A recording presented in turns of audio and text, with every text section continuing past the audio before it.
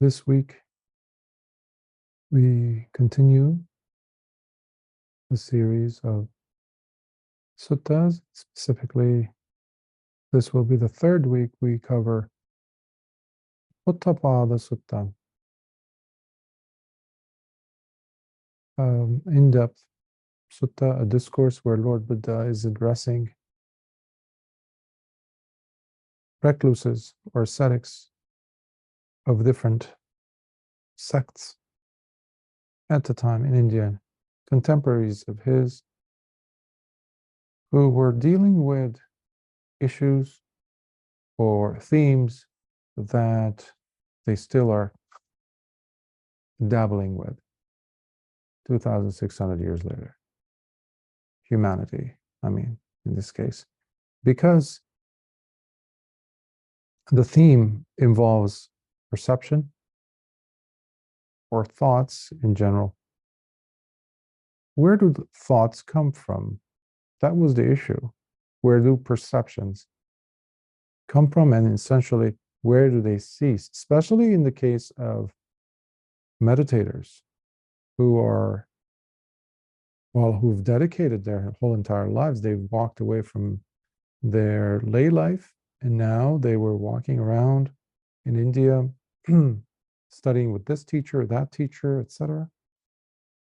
And sometimes they were really getting pretty close to what they thought was moksha or mukha, liberation. And some had actually interpreted their attainments of deep jhānas that came about through suppressive techniques, suppression of the hindrances, the obstacles that we encountered during meditation. And then they had to afterwards deal with the after effect of when they come out of that samadhi. So this was a big challenge, and they were not able to provide an answer.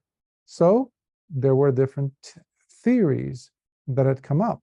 Some were saying these things happen, and thoughts, specifically perceptions, happen without you having a say in it. They would just show up, they would just disappear. So they sporadically, suddenly appear. Others said, no. There are divine beings that are responsible. They switch it on and off. Or there's other beings that come and inhabit your body, inhabit your mind. Or some psychic person has access to your thoughts, and they are playing with your mind, with your thoughts. So all these theories that if you trace even folklore of ways that old cultures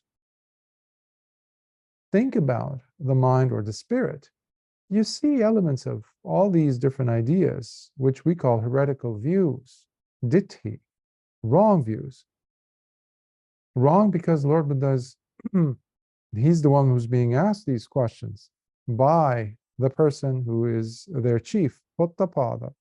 He has 300 followers sitting there in the debating hall at Queen Mallika's expense.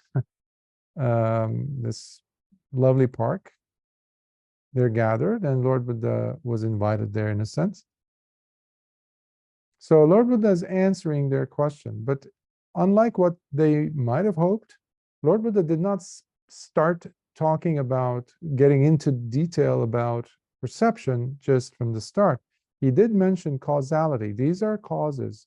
There are causes that things, as a result of which, arise. But Lord Buddha took a step back and said, but first of all, in order for us to be on the same page, as it were, let me teach you about what it is that this path that I teach, the Patipada, is all about. Meaning, in order for there to be cessation of perception, really liberation we're talking about, then we cannot avoid talking about sila and proper mental cultivation. And what results from those two, deeper and deeper insights, and the deeper knowledges and the higher knowledges. As a result of which, at the end, at the tail end of it, because you have such a strong foundation and in understanding the mechanisms that things come about and they cease. When you are not dwelling on it, they will cease. The methodology has to change. But you cannot be in wrong view and expect there to be mokkha, Lord Buddha is saying, through and through. So he started with sila, with virtue, and now he's getting into the mental cultivation. We started actually last week from that. And now we are at section 4, which is similes of the obstacles or hindrances, Nibbāna. So let's dig in. Now we're going to see some similes. Lord Buddha is going to be constantly bringing up examples so that it can be more relatable to the listener. Now, Poṭṭhapāda, imagine there was a man who goes and takes out a loan, borrowing money with the intention to invest in his business. As a result, his business does become successful and he prospers and earns much more than he did before, whereby he pays off all his debts. With his financial status now stable and lucrative, he is able to have a wife and start a family. Then this man begins reflecting. Previously, I was miserable and worried ceaselessly about my financial status. Then I went and took out a loan by borrowing money, which I invested into my business. Now, seeing that I have prospered and gained so much wealth from this venture, I have already repaid all my debts and gave back whatever money I borrowed from others, to the point that I can finally get married, now that I have enough funds to maintain a wife and have a family of my own. As a result of this, the man becomes quite happy and relieved, experiencing much joy. So, Lord Buddha is using these similes to indicate, well, first of all, he's bringing the theme of spiritual or mental practice down to earth. No one can really debate what Lord Buddha just provided, the simile, and how matter-of-fact it is. Because these people have been thinking about this otherworldliness of the mind and how it functions. Lord Buddha is basically using different methods, he's coming in from different sides to give you a fully textured 3D image where it becomes tangible, this thing that you're trying to dabble. So it's no longer an abstraction or a conceptual endeavor, which philosophy is all about. But life is not about that. Furthermore, Poṭṭhapāda, let us suppose that this man becomes sick and has to face much physical pain, and he can no longer function as before due to his illness. Then, as time passes, he gets better and fully recovers from his ailments, whereby he regains all his physical energy and is able to use his healthy body yet again. Then this man begins reflecting. Previously, I felt terribly sick and had to face much physical pain, where I could no longer function as I used to. But now I have fully recovered, and I can enjoy eating my meals yet again, having regained all my strength. As a result of this, the man becomes quite happy and relieved, experiencing much joy. Furthermore, Poṭṭhapāda, let us suppose that this man was taken to prison, where he is kept bound up and in shackles. However, after some time he is released, whereby he regains his freedom yet again, feeling safe and no longer in fear or captivity. Then this man begins reflecting. Previously, I was taken to prison, where I was kept bound up and in shackles. But now I have regained my freedom, and I feel safe again, no longer in fear or captivity. As a result of this, the man becomes quite happy and relieved, experiencing much joy. Do you see the theme of joy? Relieved.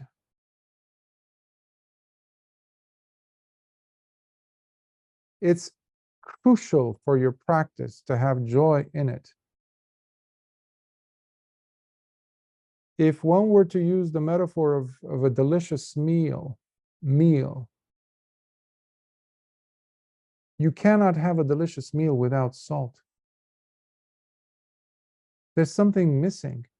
A little bit of salt. It might come even from the vegetables, but it must be there. Otherwise, it's going to be tasteless. In ancient times, African cultures were trading their gold, were giving away their gold to get salt from the northerners, from the Arabs and other cultures that were trading with them. Salt. They needed salt for their meat and all that. So I'm trying to go out on a limb and try to give the example of the importance of joy in your practice. So if you're walking around gloomy, all frowned up, or you see somebody, a teacher, this and that, is always, as they say, cantankerous or surly looking, annoyed, grumpy, then it's I don't know how well their practice is, honestly. As per Lord Buddha's emphasis on experiencing gladness, satisfaction, experiencing joy and happiness. So he's telling this to Poṭṭhapāda and his crew. You can tell, there's a seriousness in the air, even from Lord Buddha's usage of these metaphors, and the emphasis coming back again and again to experiencing much joy, because this was unknown.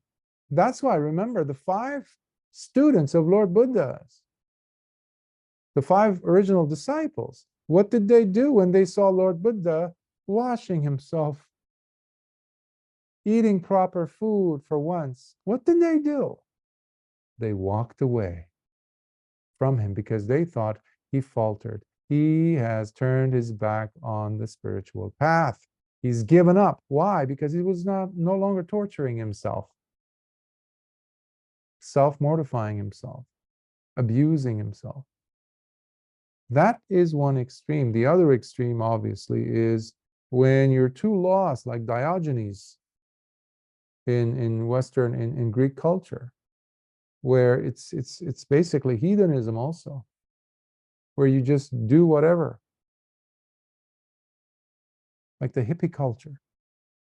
Yeah, you're completely avoiding reality, and reality within, reality outside, and trying to come up with some other alternative ways of seeing. No, there's a middle path, Majjhima Pada, through and through, throughout the Dhamma that Lord Buddha is teaching us. Then this man begins reflecting. Oh, furthermore, let us suppose that this man was taken as a slave, no longer a free man. Instead, he lives being seen as nothing more than another's property, completely subject to their will. But after some time, he is released from slavery, whereby he gains back his cherished freedom and is no longer a slave, nor living or being seen as someone else's property, no longer subject to another's will. Then this man begins reflecting. Previously, I was taken as a slave, where I no longer was a free man, but instead I lived while being seen as nothing more than another's property, completely subject to their will. But now I have gained back my freedom and no longer am a slave, nor am I being seen as someone else's property, no longer subject to others' will. As a result of this, the man becomes quite happy and relieved, experiencing much joy. Also, Poṭṭhapāda, let us suppose that a merchant was traveling on a journey in a caravan, carrying with him large amounts of gold coins and various other valuable goods, while having to cross a wide and desolate stretch of wilderness for some extended period of time.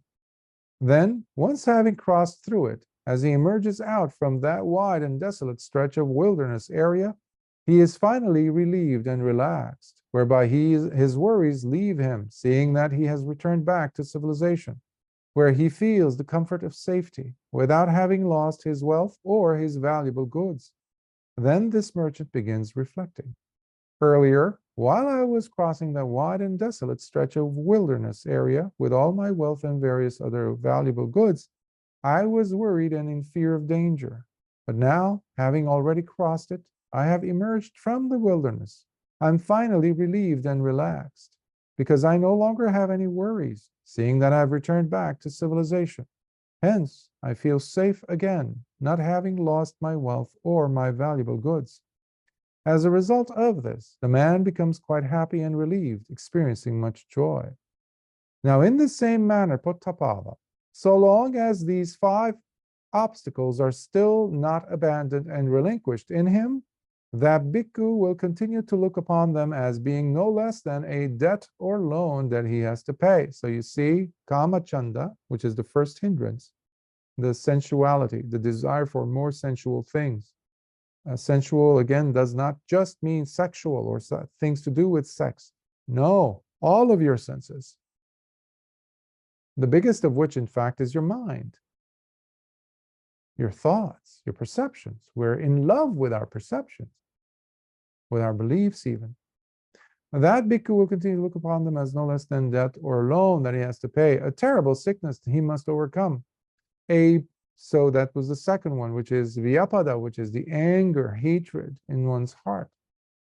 The second Nibbāna, hindrance. A prison sentence he has to struggle through.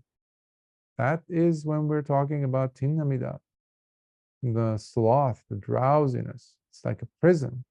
When the sloth or sluggishness comes over and just takes over you while you're sitting, or while you're wanting to maintain sati.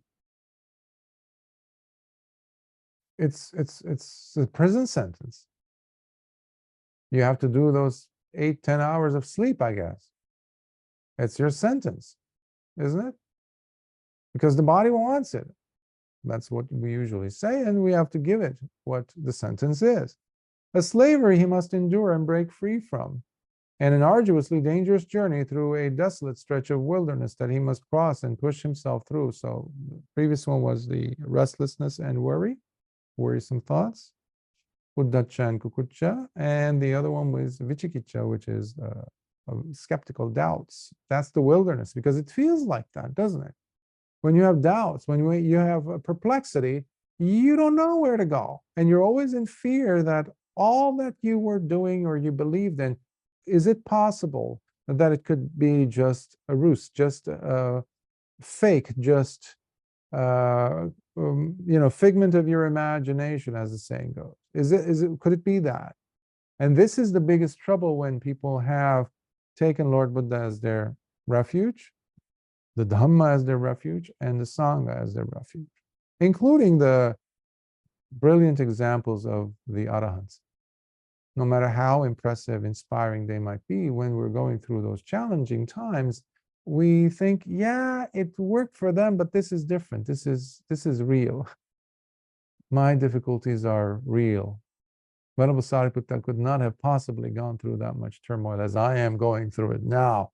The Dhamma, it worked then, it doesn't work now. All these are segments of that way of thinking that says, no, this situation is different. That creates more and more doubt. You're stuck in the wilderness and you don't know where the wild tiger is going to pounce out of, tear you into pieces. Wilderness, wild area. You're going to lose what you have, just like that merchant was feeling in the example that Lord Buddha gave.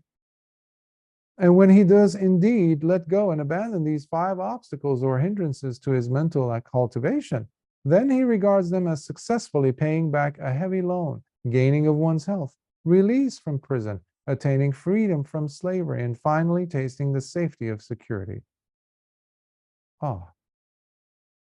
That's what it feels when we let go of the hindrances.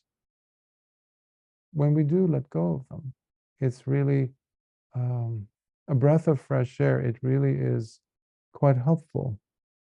It's helpful to the mind, because for once you're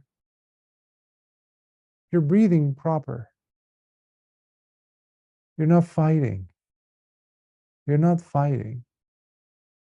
Most of us have forgotten what it feels like not to fight, not to push.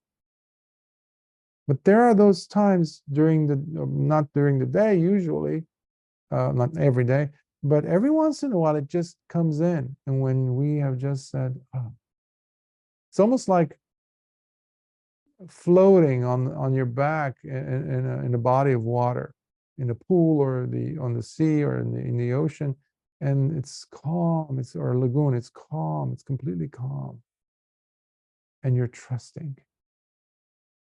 In fact, I recommend that to people. Something where you're just being, or even like a yoga mat. After each yoga session that I would, when I was a yoga instructor, at the end of each session, I would, after their bodies are so tired and sweating and all that, you take them to what's called the shavasana, or the corpse position. So they lay down on their back, and I would just tell them, imagine the mat, yoga mat, is like wet sand. I heard that from another teacher, by the way. I love the image. Imagine you're laying down on wet sand on the beach. And what does the wet sand do? It slightly sinks down a little bit, maybe a few centimeters. But it feels great, especially in certain areas, the backs of the calves, the hips, the scapula, the shoulders, the back of the skull, definitely, the elbows, maybe the backs of the hands. But it feels amazing where you usually will doze off. What does that mean? You're feeling safety and joy. As a condition to enter into samadhi, you need that. Remember, it's one of the 7 factors of awakening. It's crucial for you to feel that. And so it's not a matter of fighting. If you're fighting, guess what? Your samadhi is not going to be coming in anytime soon. And then Lord Buddha has this verse to go along with it. When the mind is uplifted with joy, the body experiences happiness. With the tranquilizing of the body, there is delight everywhere. With the citta, or heart, feeling such comfort, and the mind thus composed and controlled, Dhamma arises in the mind. In Pali, it's beautiful. This Dhamma Poṭṭhapāda. Dhamma appears like a lotus, just opens up. With the mind thus controlled, one sees and understands how things really are. Yatha bhutang pajanati. And the verse starts with Pīti manasa kāyang pasambati. Pasadda kāyo sukhang vediyati. When there is pīti in the mind, the body relaxes because it sees that everything's okay. The headquarters upstairs, the cockpit where the engine is running, where the captain is sending us news that everything's okay. That's the mind. But there's always something churning in there, isn't there? Yeah, I have to do this and this and that, and that's when I'm going to relax. So you send the word down to the rest of the body, and the body says, okay, guys, clench up and then tighten up, because there's still some more work, and then we got the promise that we're going to feel okay. And that never comes. Never. And panya comes out of that state of samahito, that samadhi that spreads, that collectedness. And that's when Dhamma appears.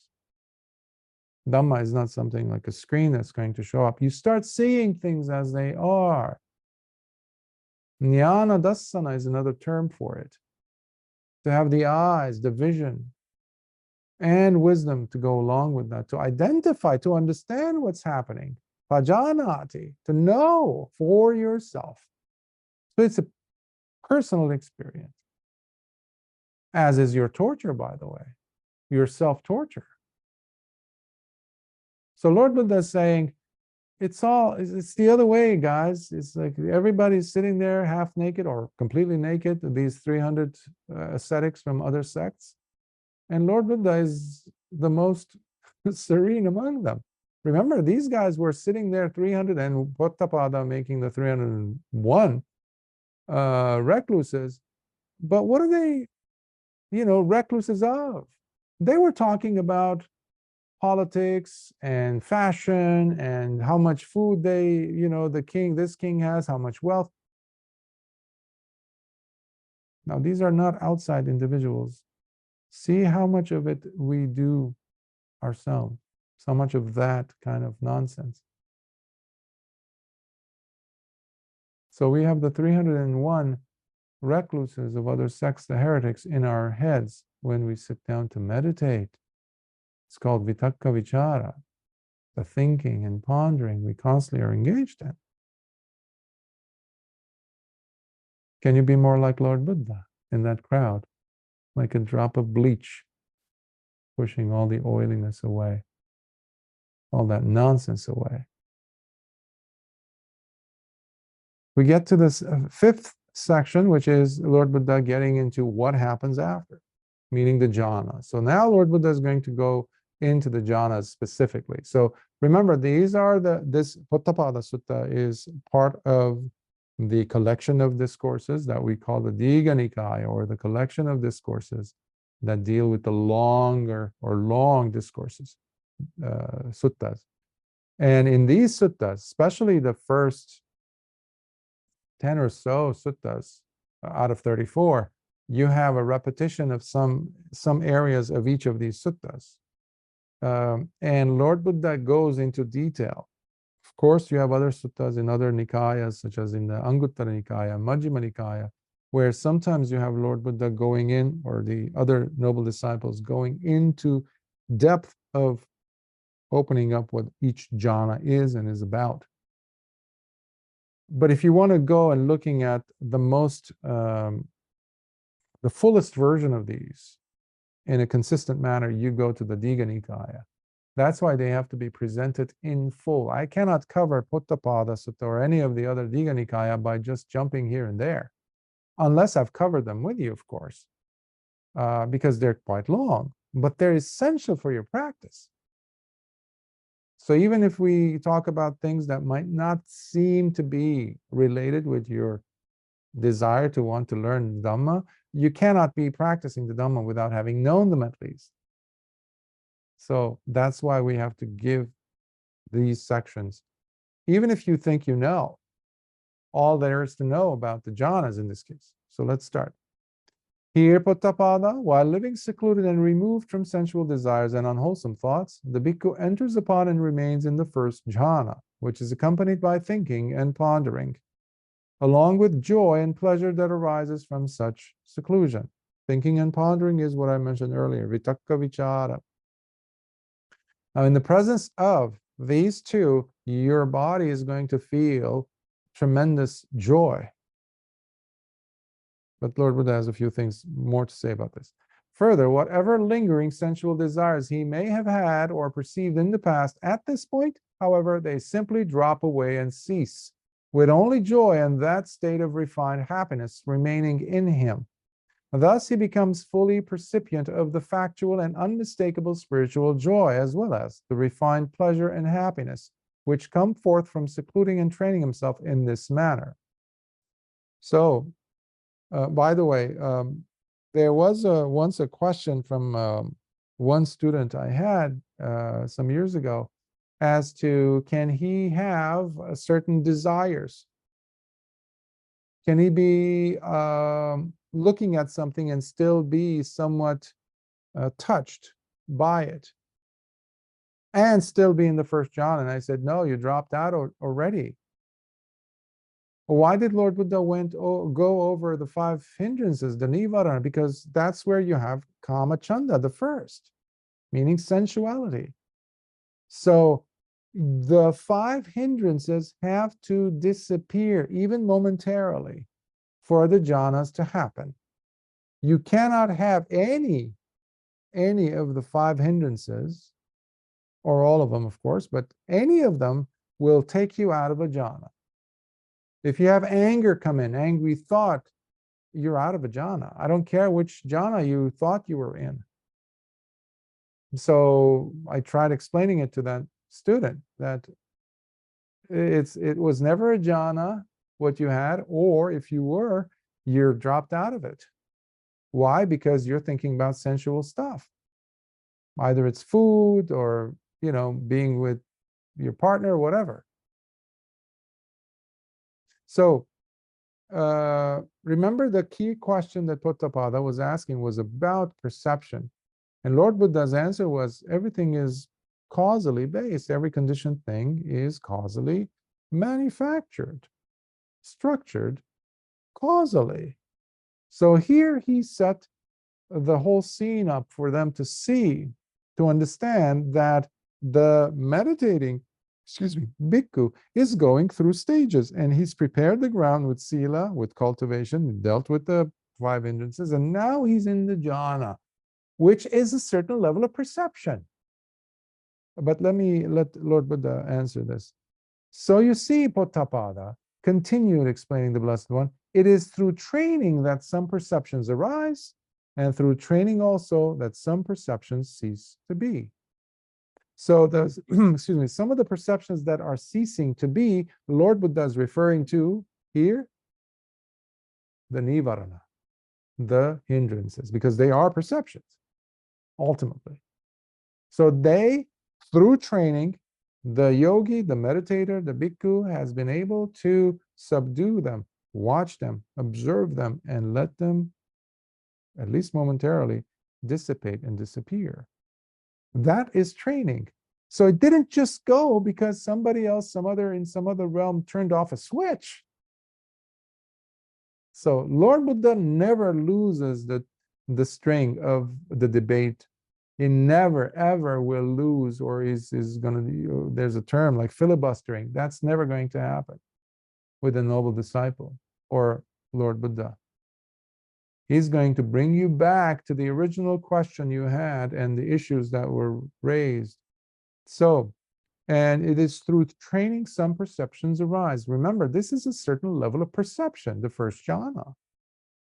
Still, remember, all of the 8 jhanas were certain levels of perception, including the neither perception nor non-perception realm.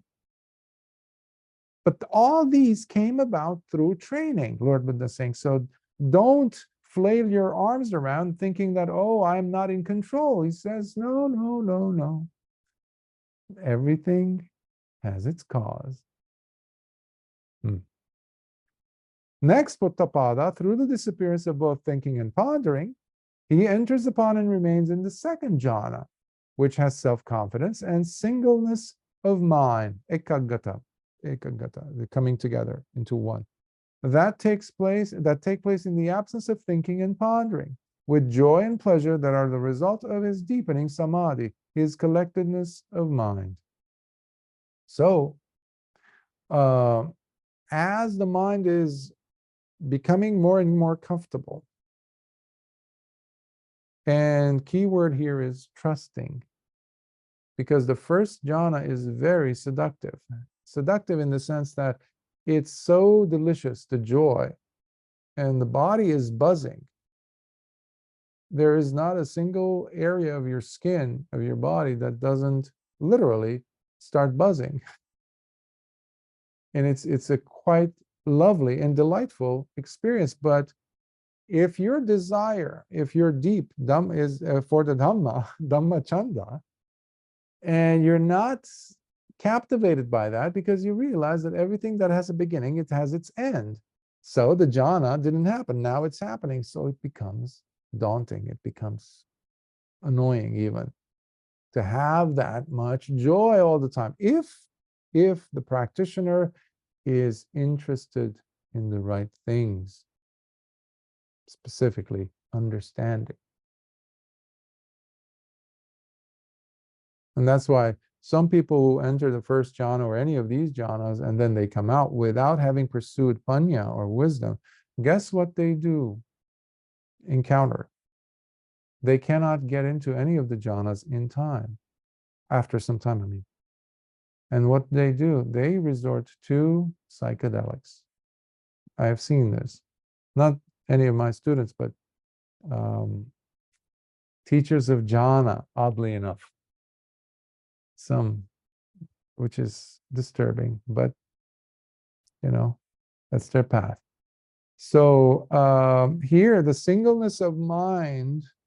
So you're curious as to what is behind door number 2, because you're past door number 1, the first jhana. So you're like, and you're not like banging on the door. I'm using metaphors here, by the way. Lord Buddha didn't use the metaphor of a door here, but there's a dropping of the first jhana and the attainment, if we can call it that, of that. You're trusting the process because you didn't know how the first jhana was really going to feel. What, it's just words. You might have read it. Yes, there's always the temptation that your mind will create something to give you some semblance of that, but sooner or later it's going to be exposed. But when you're really in the first jhana, it really is the result of you trusting, letting go, opening up, and then boom, you're in it.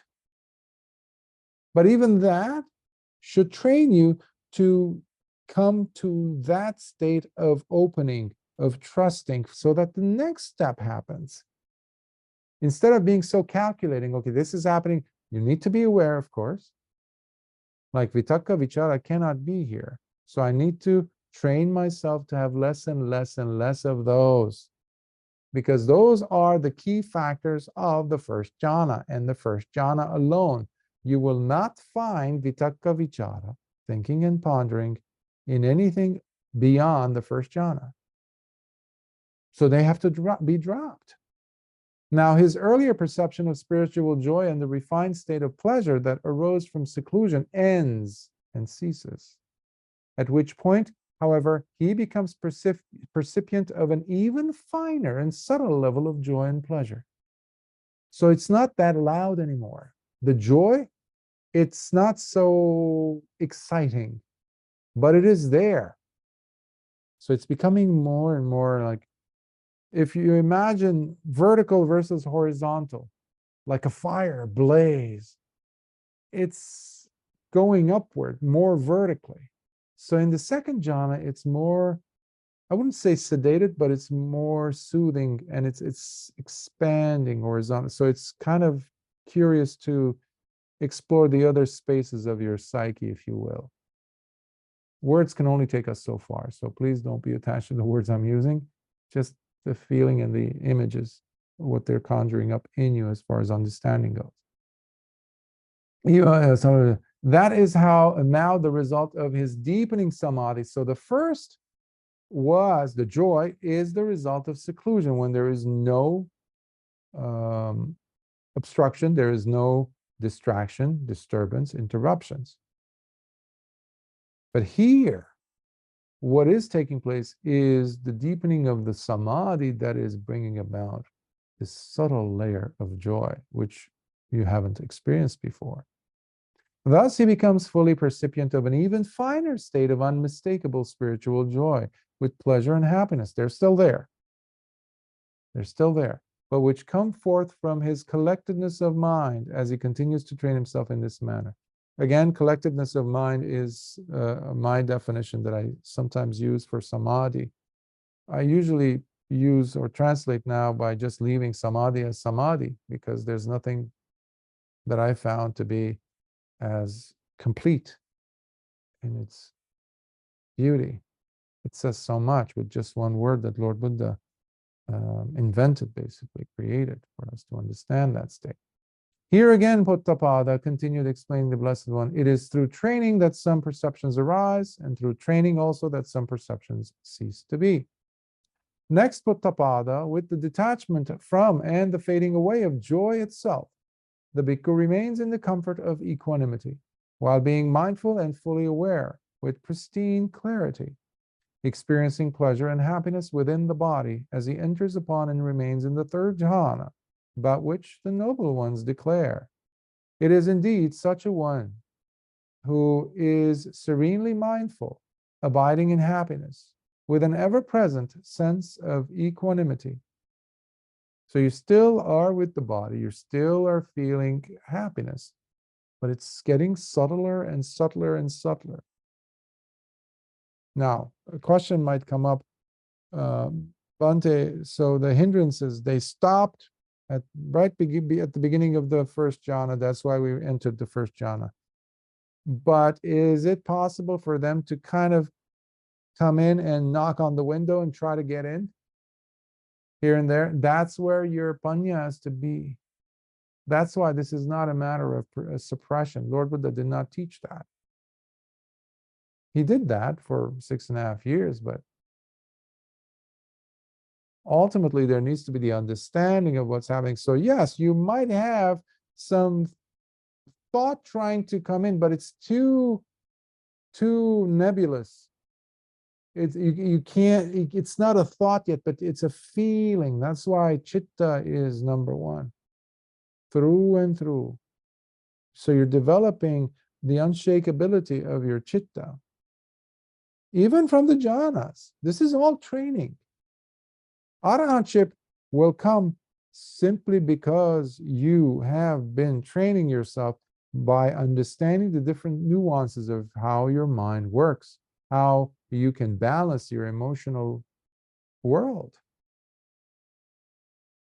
how you can balance things, how much trust you give to your thoughts. And what I'm trying to say, therefore, is not to trust the thoughts, the perceptions. They're just noise, ultimately. So now here too, Poṭṭhapāda, his perception of the refined spiritual joy and state of pleasure that arose from his deepening samadhi also ends and ceases. But now he becomes percipient of the unmistakable state of equanimity. So now there isn't that joy. Some people think, oh, so am I like a mannequin now? Am I plastic? Am I not feeling anything? No, you're feeling things that you never thought was possible for you. But there's this soothing sense of soft, still, it's faint, but it's still there, pleasure. Very faint, but it's dominated by a stronger and stronger presence of equanimity. You're not feeling bad. You're not even completely neutral. There's this sense of, like, I wouldn't call it jubilance, but it's okay. It's okayness is there. Thus, he becomes fully percipient of the unmistakably present state of equanimity as he continues to train himself in this manner. So you see, Poṭṭhapāda continued explaining the Blessed One, it is through training that some perceptions arise, and through training also that some perceptions cease to be. So through training, you're moving on from the second to the third, and from the third now to the fourth jhana. And it's through training that you're walking away from, or letting it fade away, fade out, the previous jhana which you were in and you were mesmerized by. But you trained yourself. You trained yourself to ease your way out of it. Afterwards, by giving up both pleasure and pain, and having already gone beyond joy and anguish, he remains in the continuous state of purifying mindfulness, with an ever-present sense of equanimity, as he enters upon and abides in the fourth jhana, while experiencing neither pleasure nor pain, having now gone beyond both of them. So this is where equanimity just sets. It finds its place. It's like, The image I'm getting now is like, imagine you have a very, a shoe that you've been wearing for a long time, and it's your favorite shoe because it fits beautifully. Or something that you have that fits in. It just finds, it's like Cinderella finds her shoe. Boom, it just, not to create a grotesque image, but basically you're getting my drift, but just everything just comes. The glove fits. And what needs to also be considered here is the presence of mindfulness that is pure, and everything it touches is pure.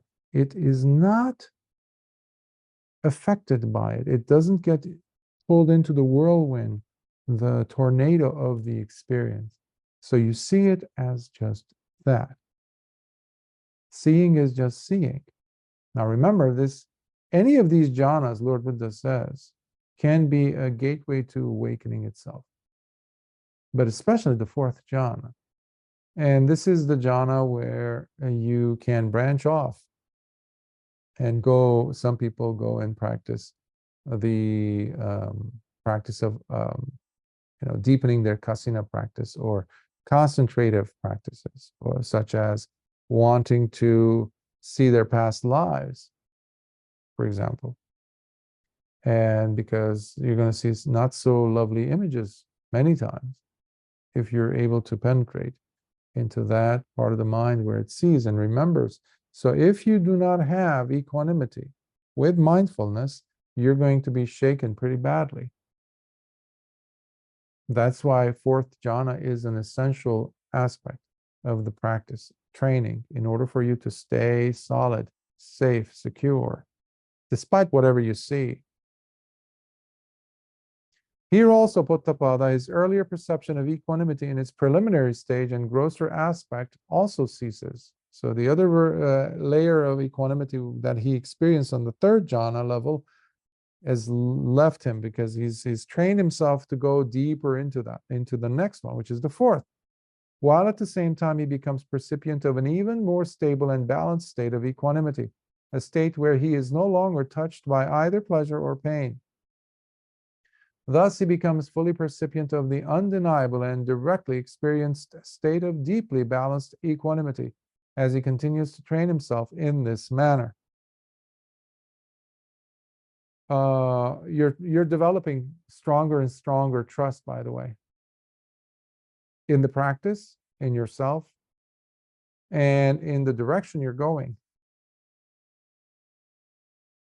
So you see, Poṭṭhapāda continued explaining the Blessed One. It is through training that some perceptions arise, and through training also that some perceptions cease to be. Next, having completely transcended and gone beyond the confines of the physical world and of tangibility, along with the disappearance of perceptions dealing with sensory reflexive contact. I had to use different words to capture the texture, the contextual elements, because in the Pali, yes, it's just a few words, but in the English that I've come across over the years, it's really poor, barren of meaning, for me at least. So we have to use different ways of approaching what this means, because now we're getting into the arupa jhanas, the intangible or formless realms. Arupa. Rupa is form. Arupa means the opposite of that, formless. So I'm no longer paying any attention to the multiplicity of unending perceptions, and instead remaining fully aware of how space is infinitely boundless, the Bhikkhu enters upon and abides in the dimension of boundless infinity of space.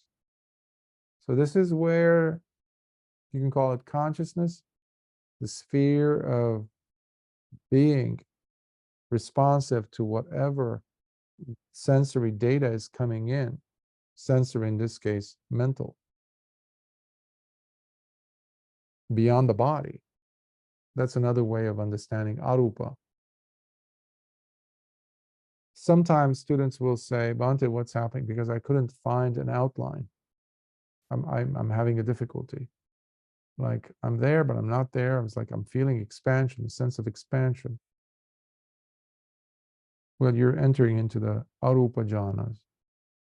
Again, Poṭṭhapāda, as was the case before, here too, his earlier perception of the very refined and unmistakable experience of neither pleasure nor pain ceases, of which he was thus far percipient, as it is substituted by the perception of a mere subtle but factual experience of the dimension of boundless infinity of space. So if you've ever seen a sci-fi movie, a ship going through the darkness of space and stars and this and that, but that, or if you've ever dove in the ocean, in scuba diving or snorkeling deep enough, and you look around and it's like just expansion to such a point where the blue turns into black. You can see the far distance, but you don't have any object to have a relationship towards, so it feels like it's pulling you. It's expansive from all sides. Infinity of space. Thus, he becomes fully percipient of the new and unmistakable experience of boundless infinity of space while he continues to train himself in this manner. Training is key here, because sometimes what happens with meditators, they are shocked. That's why you need to work with a teacher. I've had individuals who wanted to pull away because it makes them feel uneasy, despite the fact that they had just been in the fourth jhana.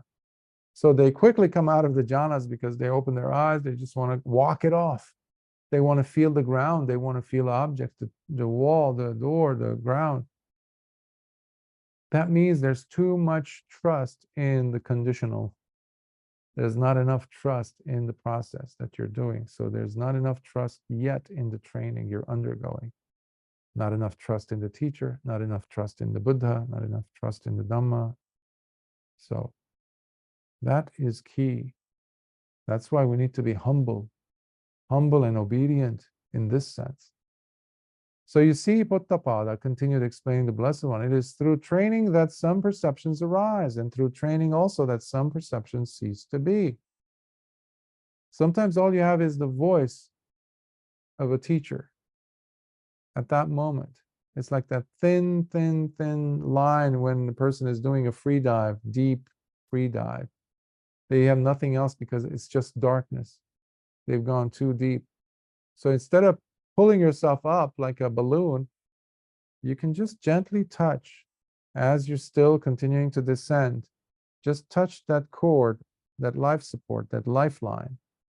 It could be a verse from the Dhamma, it could be a voice of your teacher, it could be Lord Buddha's image explaining this to Poṭṭhapāda, whatever works for you. But key word here is trust, through and through. It will take you straight to Nibbāna.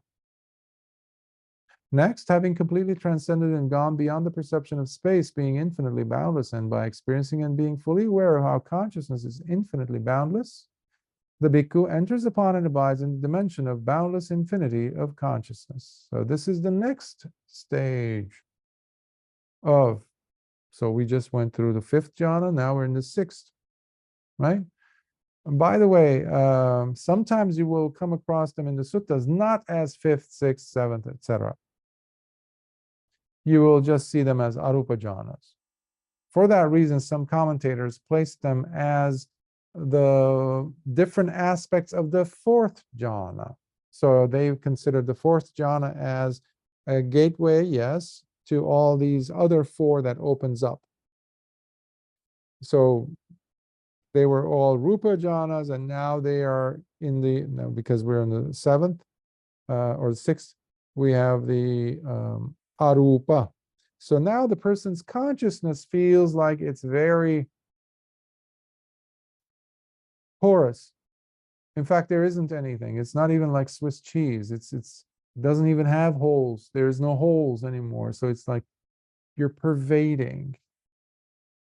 You feel like a nebula that's forming into a star, or the opposite direction, because it feels like you're disintegrating.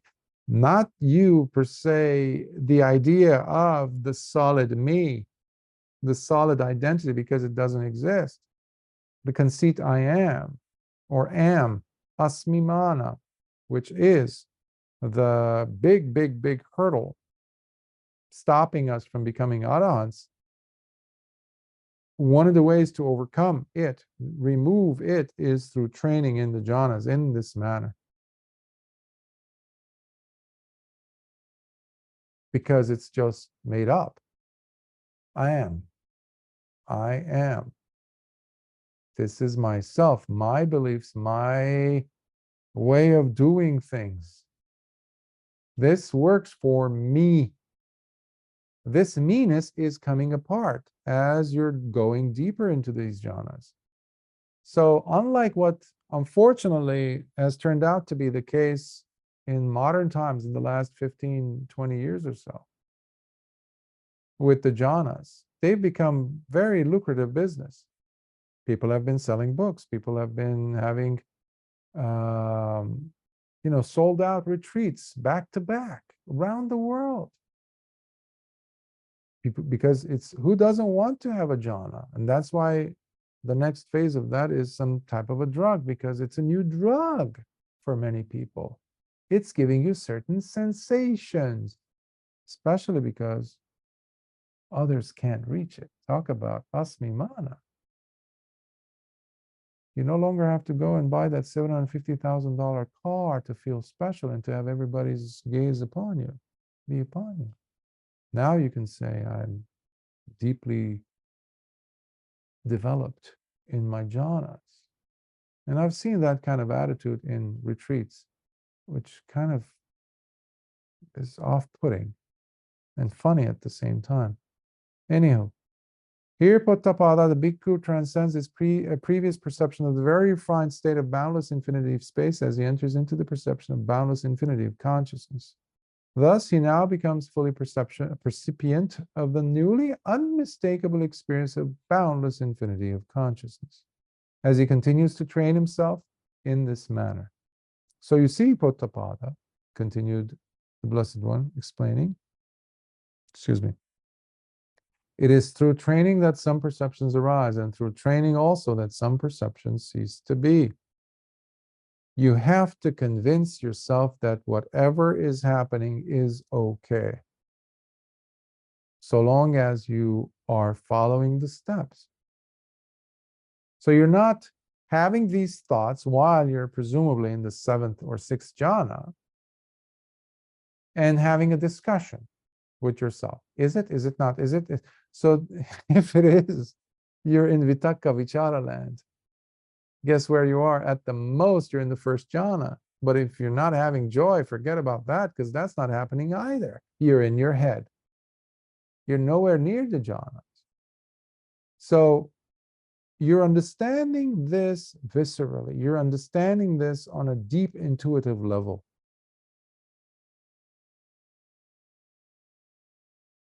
And as you're going deeper into the jhanas, before you enter it, you've already made the decision that today I'm going to sit and let it take me where it takes me.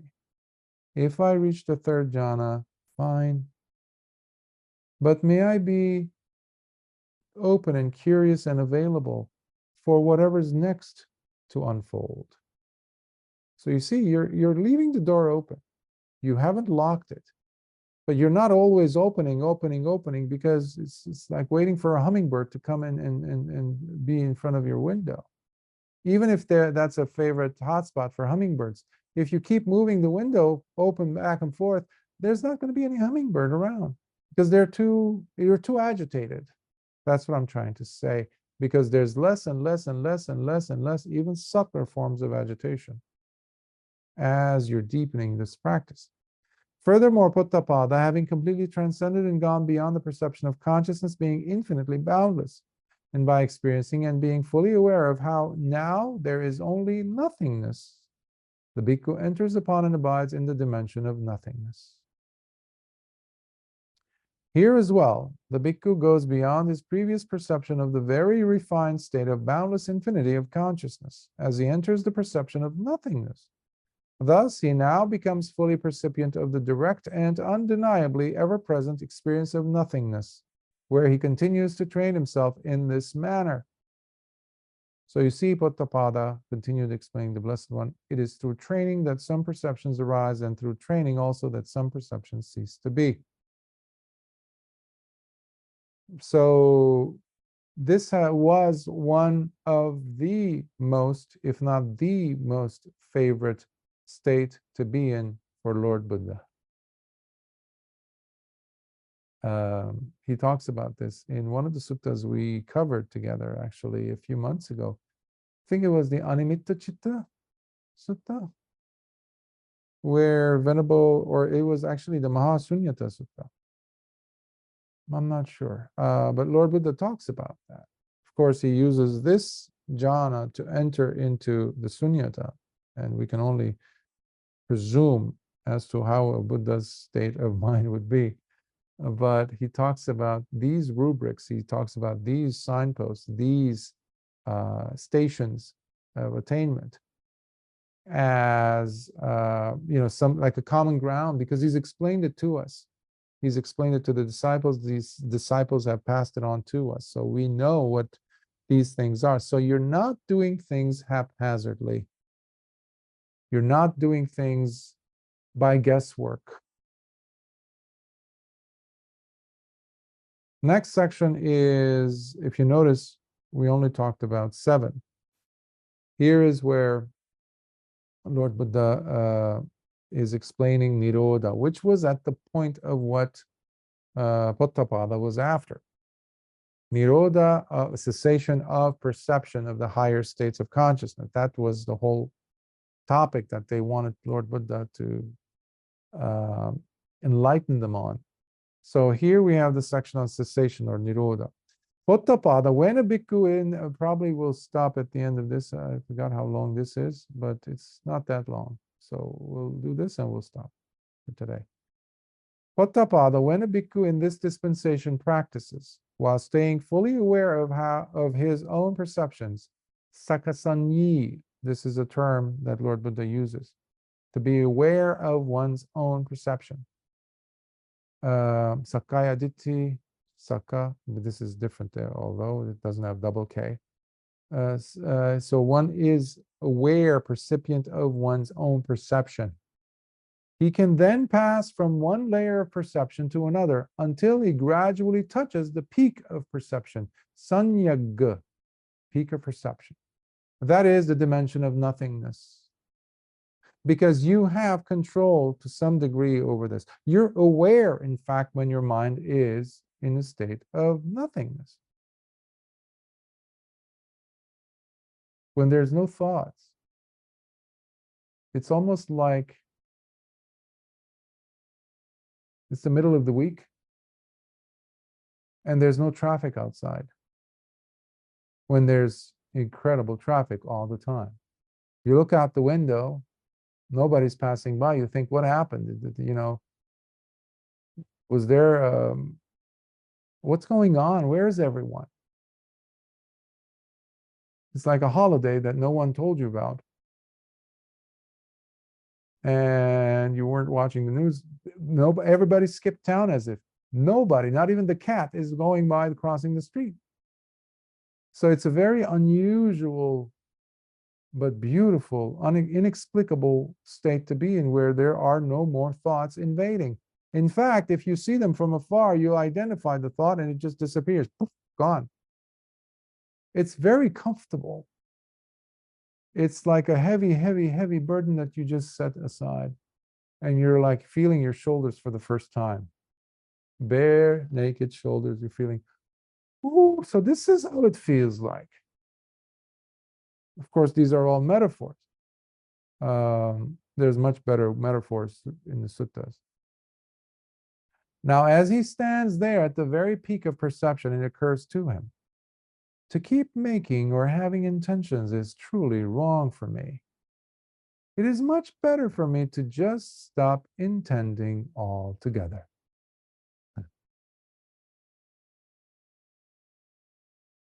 Every time you think, you're actually intending. Every time you're about to say something, you've already intended. There was the loading up process, just like a person loads up a gun with the bullets. That's what we're doing. Except that it's not a bullet, it's just words. There is the compelling desire to do. We're talking about now deeper levels and layers of craving. This is deep. This was spoken 2,600 years ago, by the way. So he proceeds to weigh in the benefits and losses of doing so while reflecting. Doing so what? Having intentions. Here he can still do that. The person, the meditator, can still say these things. Because what was happening at the time, which Lord Buddha underwent himself as Siddhartha Gautama, they would reach this level, the seventh jhana, let's call it, level of nothingness, and then they would jump, some of them did, Uddakarāmaputta, the last teacher of Lord Buddha, Siddhartha Gautama, who taught him how to enter the eighth jhana, which is what I mentioned earlier, neither perception nor non-perception, where you're not percipient while you're in it. So you can only enter it once having decided that, yes, I would like to go beyond, let's say, the seventh jhana. But once you're in it, you don't know while you're entering it, while you're in it, even when you're coming out of it. You will know after you've come out of it, because it's a realm of neither perception nor non-perception. So It's sometimes people have described it as being in a dream, but you're not completely sure you're in a dream, and you come out and it felt like it was a dream. So you're not sure. So I've had people who would come up and say, well, I was in the eighth jhana, and I would ask them some questions. It turns out that they were simply slumbering. They were just dozing off. They were in la la land of dreams. I was like, no, buddy, sorry. No eighth jhana for you. But this is what they were doing. And there is no awakening after that. Once you come out of the eighth jhana, it's like, yeah, sorry. Nothing happened. You can tell people about it, but this is what they were dealing with, the yogis. Now, the thing that distinguishes Lord Buddha's teaching from everything else, aside from so many other things, but this one is the big one, because of the culture he came out of, and then he broke free from that because he had done all the 8 jhanas beautifully, better than his teachers, given the speed with which he attained them.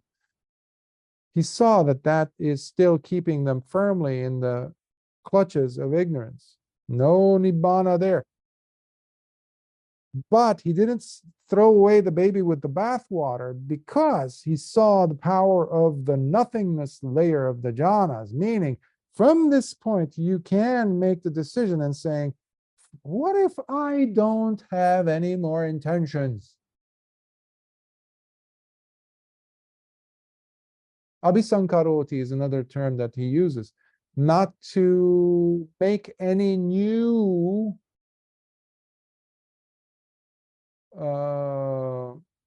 sankaroti, special preparations, Bhante calls it. I call sankaras the loading up period. But it's you're preparing something, you're loading up. There's a momentum there. He's saying, or she's saying, what if I don't do that?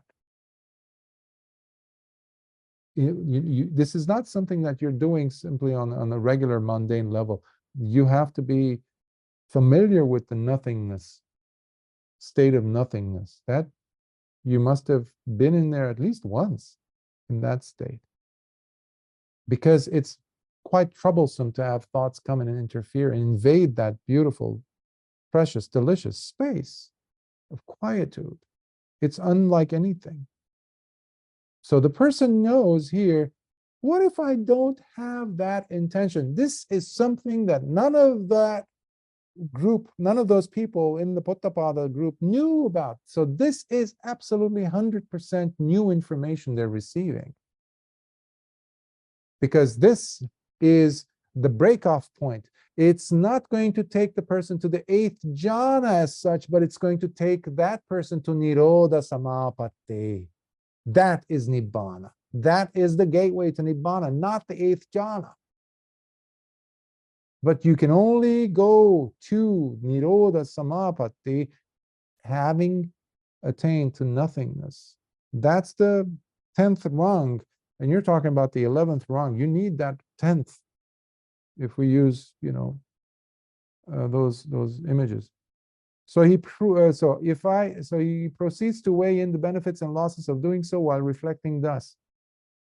If I keep making or having intentions ceaselessly, always preparing these generative causes, abhisankaroti, that's why I put the Pali word, because it's an unusual English translation. That's another way of expressing. I like to use the definition of generative causes for sankharas also, because of the context. It's very important.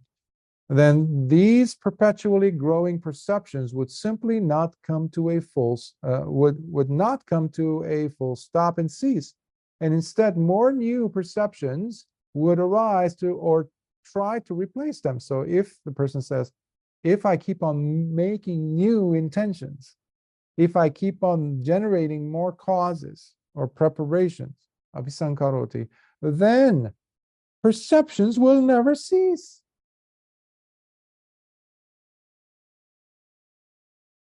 In this manner, he makes a strong determination, whereby he neither goes on making nor having intentions, or engaging in the preparation of newer generative causes. And as a result, those various perceptions come to a full stop and just cease, and no further or grosser perceptions arise to replace them. Thus, such a bhikkhu touches cessation itself. In Pali, it's a beautiful phrase, so nirodhang husati. So nirodhang, he, nirodhang, to the, or touching the Nibbāna element, you can even say, nirodha or Nibbāna dhatu. So he touches cessation itself. Therefore, this Poṭṭhapāda is how the attainment to the gradual cessation of higher levels of perception really takes place with full awareness. Gradual, key, underline, gradual. Anupubbā, sikha, anupubbā, kiriya, anupubbā, patipada. It's a gradual training, it's a gradual doing, it's a gradual walking of the path. Now, what do you think, Poṭṭhapāda? Have you ever come across a teaching such as this, where specific instructions are provided, guiding a person and in a methodical manner to attain to the cessation of progressively higher levels of perception, one after the other, and, this is key, with full awareness? Powerful question. No, Bhante, replied Poṭṭhapāda. In fact, what I have understood thus far from the Blessed One's statements is this. Every so often, while being presently and fully aware of his own perception, sakasanyi, a bhikkhu can then pass from one layer of perception to another, until he gradually touches the peak of perception, sanyagga, that is the dimension of nothingness. So far, so good. You have control over, to some degree, over the realm. You're there, you're aware, you're percipient, even when you're in the realm of nothingness. Now, as he stands there at the very peak of perception, it occurs to him to keep, so he's basically, Poṭṭhapāda is, as a good student should, he's saying back, reiterating or repeating rather, Lord Buddha's instructions, teaching. In a sense, to ask Bhante, am I getting it right? So that tells you that he was very well, listening very well, attentively. So he's saying, to keep making or having intentions is truly wrong for me. It is so much better for me to just stop intending altogether. So he proceeds to weigh in the benefits and losses of doing so, while reflecting thus. If I keep making or having intentions ceaselessly, always preparing these generative causes, abhisankaroti, then these perpetually growing perceptions would simply not come to a full stop and cease. And instead, more new perceptions would arise or try to replace them.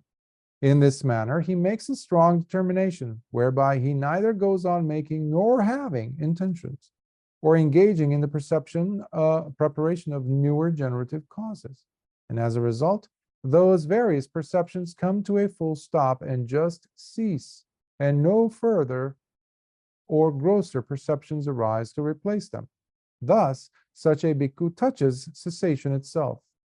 This, therefore, is how the attainment to the gradual cessation of higher levels of perception really takes place, with full awareness. Is this correct, Bhante? Yes, Poṭṭhapāda, that is correct. Then the ascetic Poṭṭhapāda proceeded to ask further questions from the Blessed One as he spoke. This is where you see where Poṭṭhapāda is in his mind. But Bhante, does the Blessed One instruct while revealing only one peak of perception, sanyagga, or does he make known several peaks of perception? Poṭṭhapāda, I instruct while revealing one peak of perception, sanyagga, as well as teaching several peaks of perception. For a regular person, that's going to be like, what? Both? Then Poṭṭhapāda asked a further question. But how is it, Bhante, that the Blessed One instructs while revealing one peak of perception, while also teaching several peaks of perception? The Blessed One then said, in whichever way one may have come to touch cessation while applying oneself, I point out a peak of perception specific to that.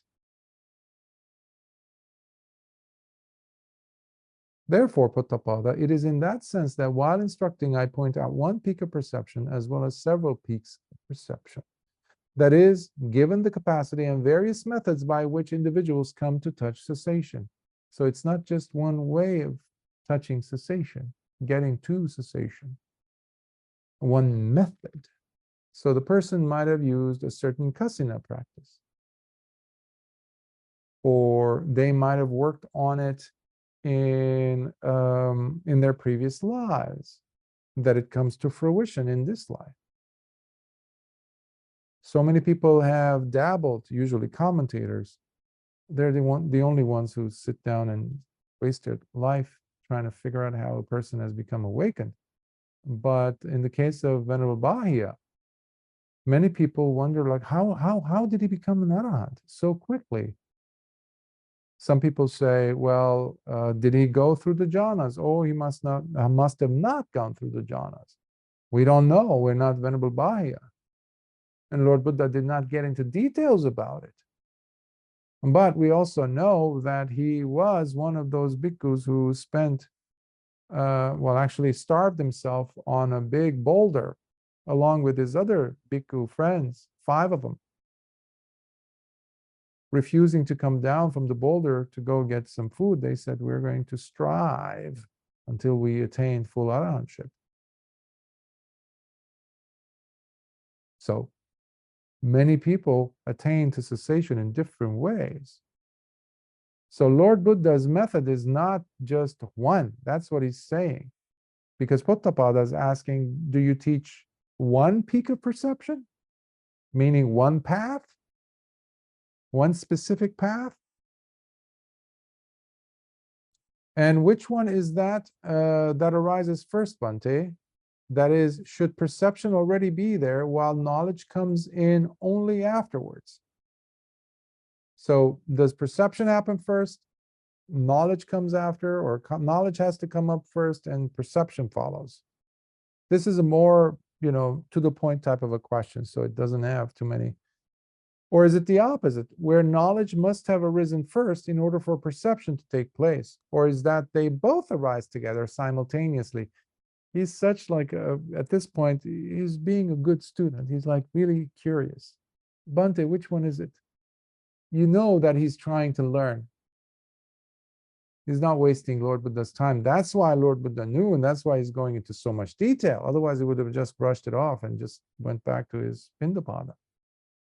Poṭṭhapāda, perception arises first, while knowledge comes in only afterwards. Thus, perception is the very substrate and ground upon which knowledge rests. You need perception to come back to the world and communicate.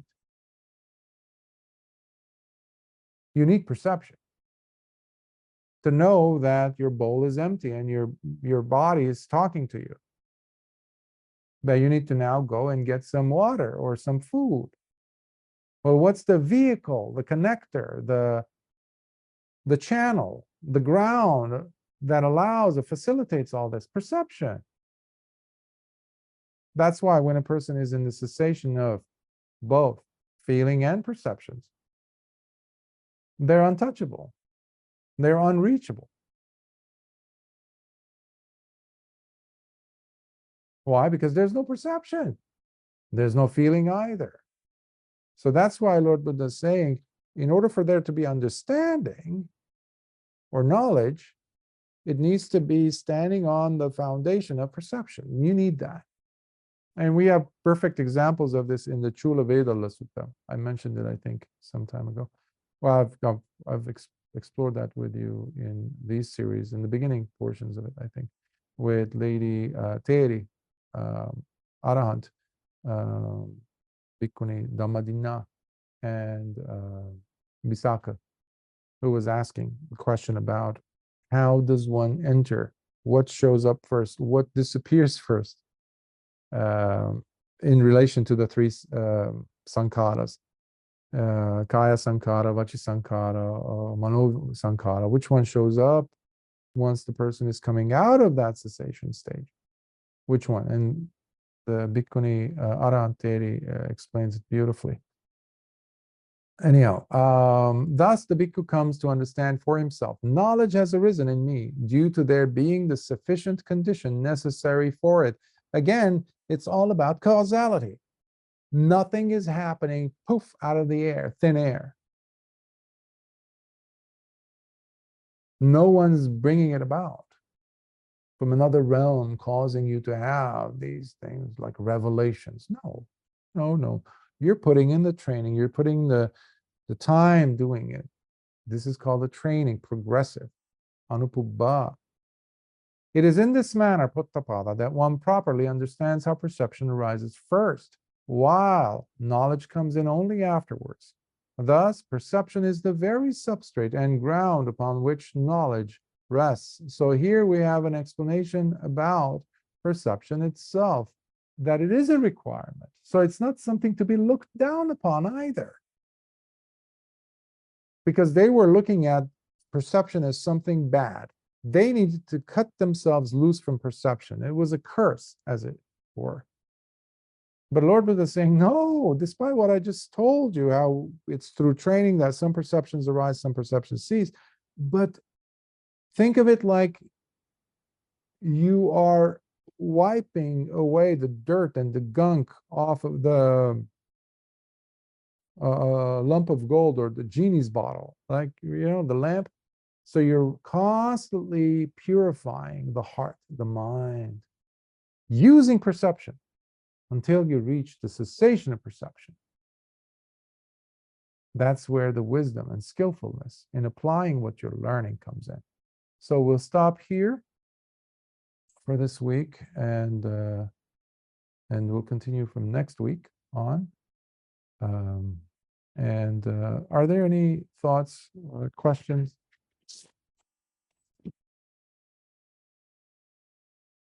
See here? No? Okay, let's transfer some merits. Akasatha chabumata devanagamahiddhika punyantang anumoditva chirang rakantu lokasasanam. Akasatha chabumata devanagamahiddhika punyantang anumoditva chirang rakantu desanam. Akasatha chabumata devanagamahiddhika punyantang anumoditva chirang rakantu mam paranti. Sadhu, sadhu, sadhu. May you all be well. May the Triple Gems blessings be with you, your loved ones, and may your efforts in success be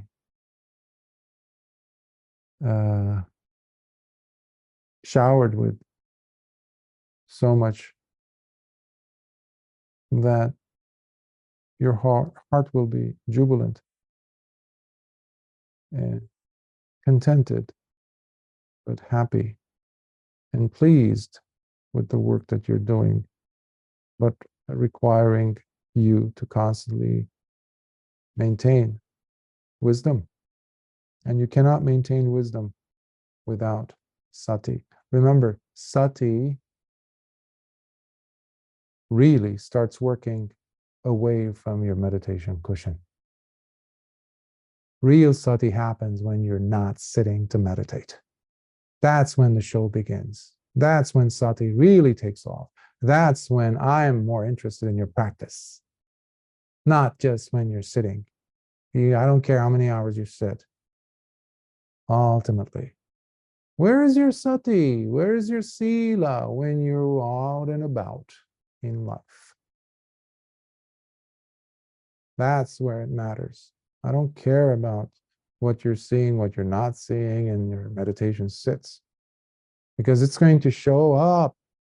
The truth of it is going to show up when you're interacting with the world, with yourself, when you're walking and you're away from the cushion.